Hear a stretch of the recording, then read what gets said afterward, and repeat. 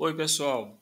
Eu vou apresentar para vocês aqui, em caráter complementar, os comentários que eu fiz ao final da nossa videoconferência de hoje, em que eu apliquei, na verdade, um simulado de 15 questões, explorando os conceitos orçamentários, da administração financeira orçamentária, do orçamento governamental, como queiram.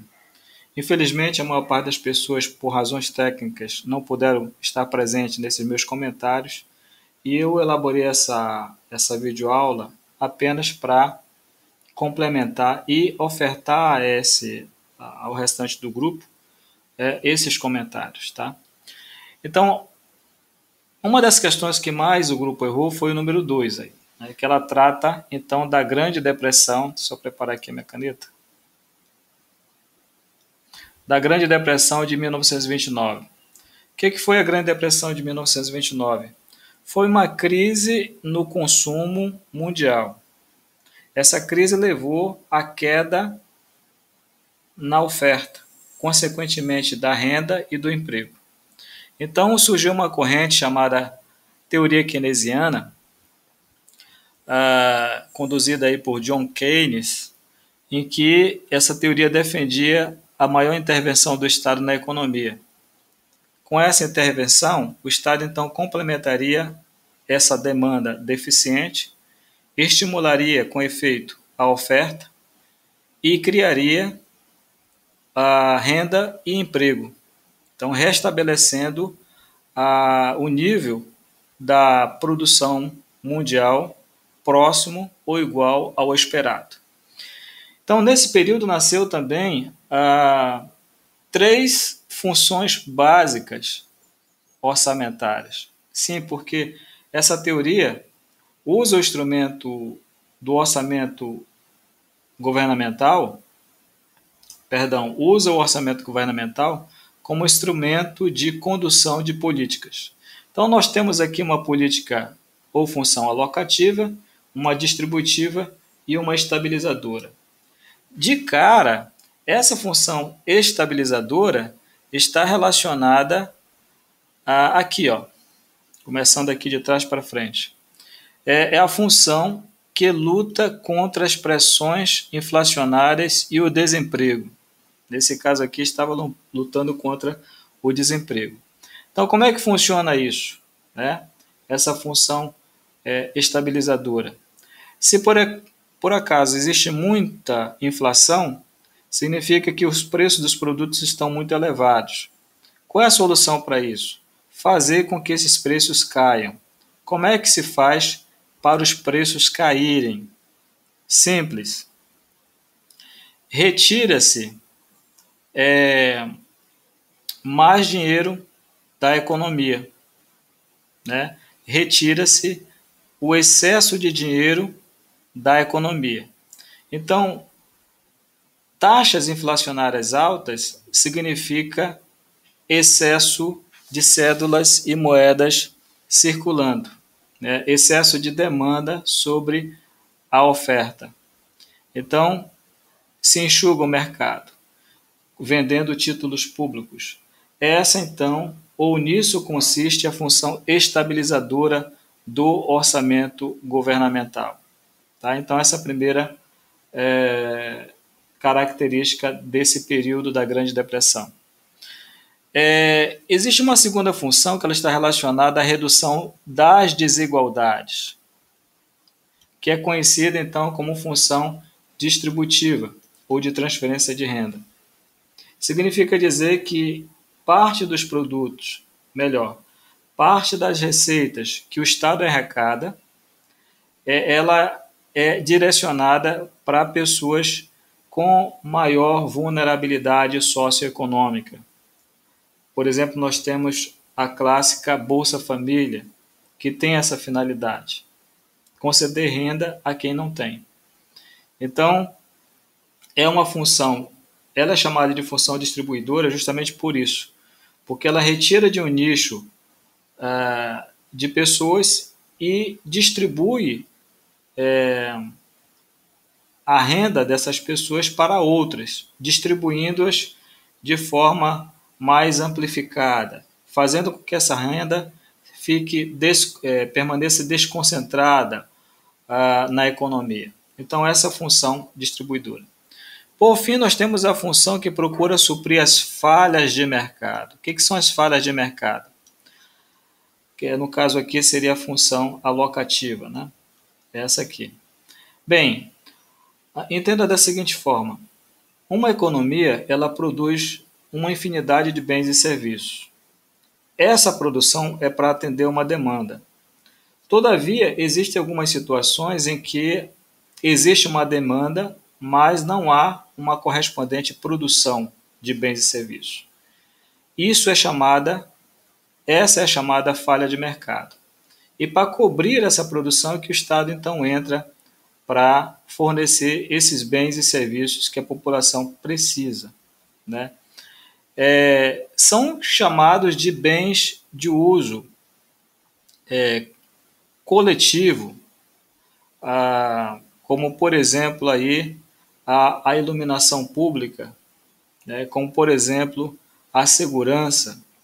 Então são bens, são serviços, na verdade são principalmente os serviços, que não dá para você estabelecer um preço de consumo. Até por isso existe uma barreira para a iniciativa privada.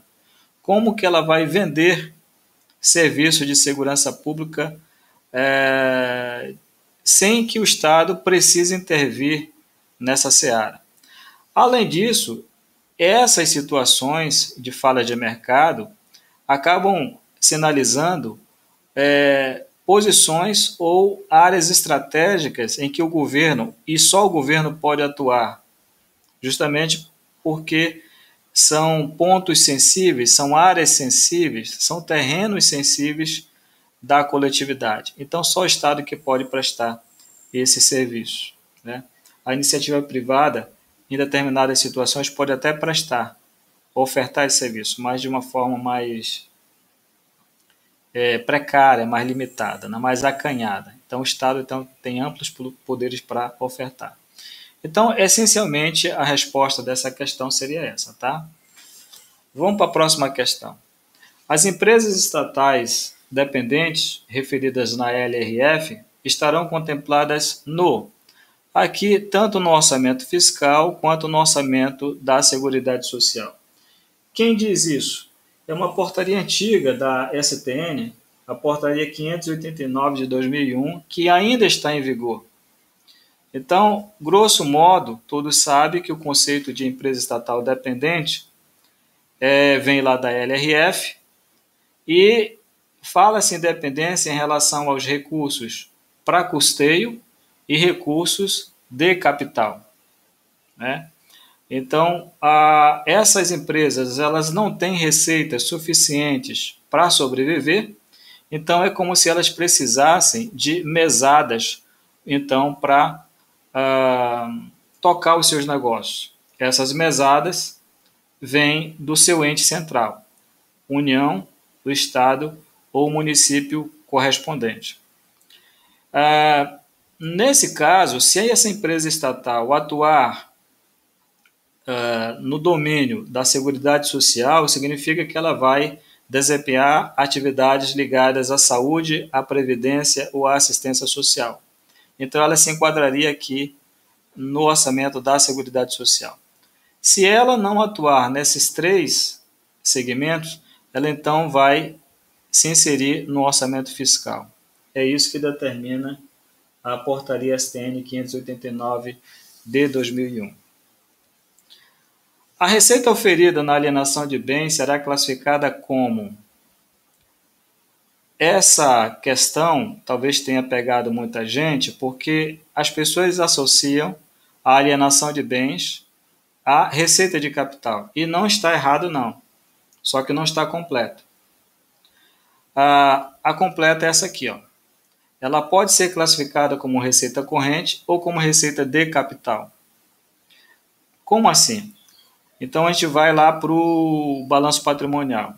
Dentro do balanço patrimonial, e mais especificamente dentro do ativo, nós temos 2 grandes compartimentos, o ativo circulante e o ativo não circulante. No ativo circulante, são guardados, são classificados os bens destinados ao comércio, enquanto que no ativo não circulante,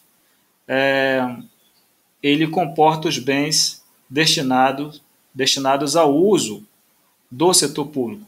Por exemplo, uma cadeira, uma mesa, um veículo, são bens para consumo próprio, digamos assim. Tá? Então, nós temos essas duas realidades. Cada um deles pode ser vendido, isto é, pode ser alienado. Né? Se isso acontecer, aí tem uma diferença. Se for um bem pertencente ao ativo não circulante, com certeza eu vou gerar receita de capital. Né? Se, por outro lado, for um bem integrante do ativo circulante, eu vou gerar receita corrente. Aí você pode estar me perguntando, mas existem no setor público comércio de bens? Sim, eu vou dar um exemplo. O Instituto Butantan, que fabrica vacinas, né, compra insumos, paga por serviços e gera um produto. Esse produto vai ser vendido, então, para o Ministério da Saúde. Né? Isso é um ativo circulante. Quando ele vende, ele não gera receita de capital. Ele gera uma receita corrente, no caso aí, uma receita industrial, uma vez que as vacinas são decorrentes de um processo de natureza industrial, semelhante ao que acontece nos distritos industriais espalhados pelo Brasil e pelo mundo, né? Nas empresas industriais, na indústria da transformação. Tá? Outro exemplo, os passaportes e as CNHs são fornecidos por uma empresa pública chamada Casa da Moeda do Brasil, para então o governo federal.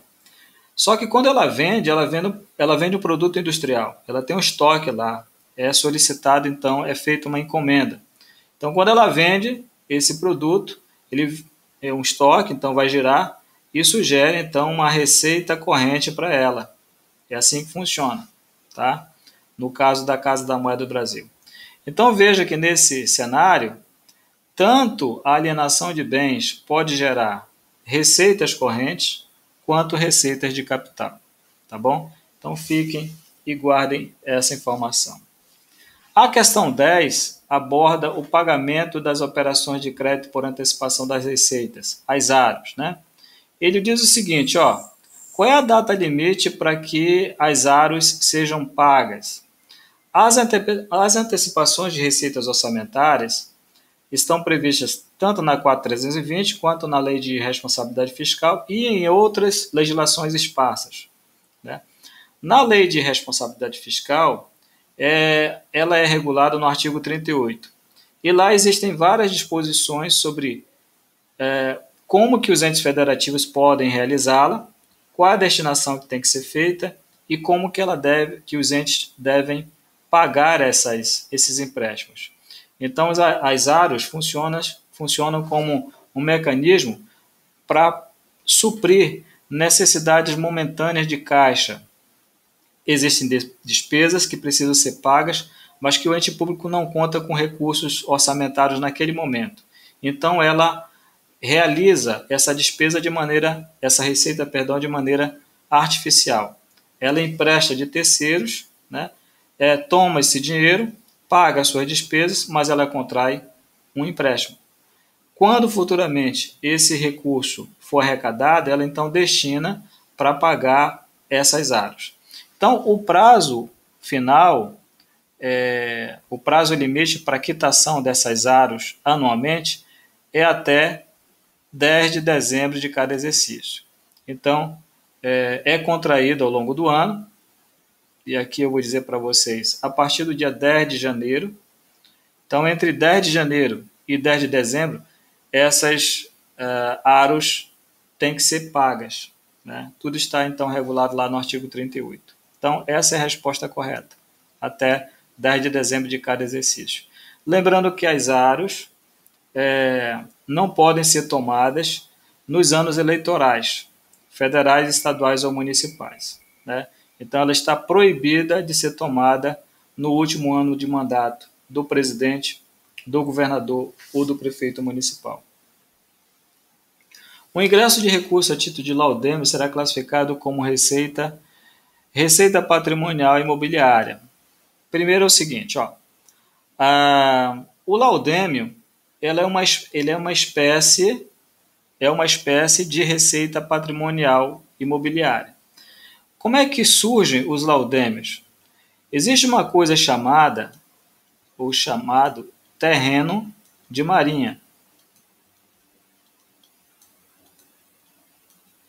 Esse terreno de marinha são faixas costeiras ao longo do oceano, ao longo dos rios, no caso, ou lagos, no caso dos estados e municípios. Então, esses terrenos ocupam posições estratégicas para os entes da federação. Só que desde o descobrimento do Brasil, esses terrenos passaram a ser ocupados por particulares. E essa ocupação, de uma certa forma, favoreceu o próprio ente da federação, porque acaba sendo uma ocupação também estratégica. É conveniente para o ente da federação manter esse sujeito ocupando esse terreno, muito embora esse terreno seja de natureza pública. Então, quando esse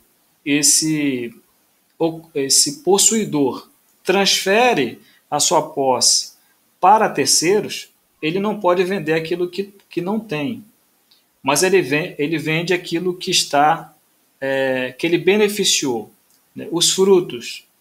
Então, quando ele transfere para terceiros, existe então uma incidência do laudêmio. O laudêmio é uma espécie de ITBI, Imposto sobre Transmissões de Bens Imóveis, tá? Só que é uma receita não patrimonial, é uma receita,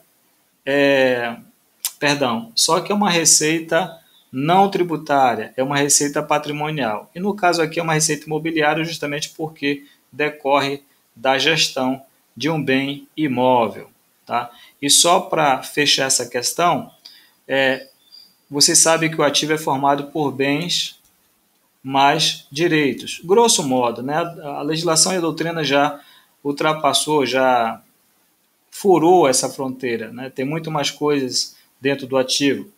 Todavia, basicamente, esses dois elementos servem para explicar o que eu vou dizer agora.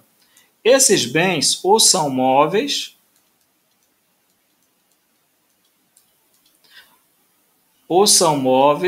aqui, não é aqui, ou são móveis ou são imóveis. Ou são imóveis, né? Se for um bem móvel, ele vai gerar uma receita patrimonial mobiliária. Se for um bem imóvel, uma receita patrimonial imobiliária, que é o caso do laudêmio, também dos aluguéis. E se for um direito, né? Se for um direito aqui, ó, ele vai gerar uma receita de concessão ou permissão. Então, na verdade, as receitas patrimoniais de concessão ou permissão, ou mesmo de autorização, elas vão advir da entrega de direitos de uso por parte do poder público perante os particulares. Por exemplo, a privatização da telecomunicação no Brasil. Até então, esse serviço era prestado pela União por meio de suas estatais. Existiam várias estatais que atuavam na telecomunicação no Brasil. A Telebrás era a maior delas, né, que conduzia todo o grupo. Só que depois veio a privatização e transferiu esse direito de telecomunicação, de prestar o serviço de telecomunicações, por exemplo, para a Vivo, para a Oi, né, e para tantas outras aí, né? Em cima dessa concessão, são então obtidos recursos, então uma fatia desse recurso ingressa nos cofres públicos, e essa fatia que ingressa é uma receita corrente patrimonial de concessão, tá bom? Então funciona assim. A número 14, A Prefeitura de Itacoatiara pretende consignar um recurso no orçamento do programa de 2020. Então, ela tem aí as despesas correspondentes à ampliação de uma quadra poliesportiva no valor de 1.800.000 e a reforma dessa quadra que alcança 200 mil. Aí a pergunta é, no orçamento do programa, a despesa deverá ser classificada, nesse caso aqui, 2 milhões como projeto. Isso aqui é um conceito lá da portaria 42 de 99, portaria do Ministério do Planejamento, Orçamento e Gestão. Essa portaria é antiga, mas continua em vigor, tá? Então ela traz o conceito de projeto e atividade. Então projeto é tudo aquilo que é despesa que tem um início e tem também um fim. Como se trata aqui de uma reforma, né, ou da ampliação. Tá? Já as atividades, elas não têm um fim. Elas são contínuas e permanentes. Como, por exemplo, o pagamento do auxílio creche, o pagamento de auxílio alimentação, ticket de alimentação. Esse pagamento ele ocorre durante o ano todo. Quando vira o ano, ele continua sendo pago e assim indefinidamente. Isso é uma atividade. Não é o caso.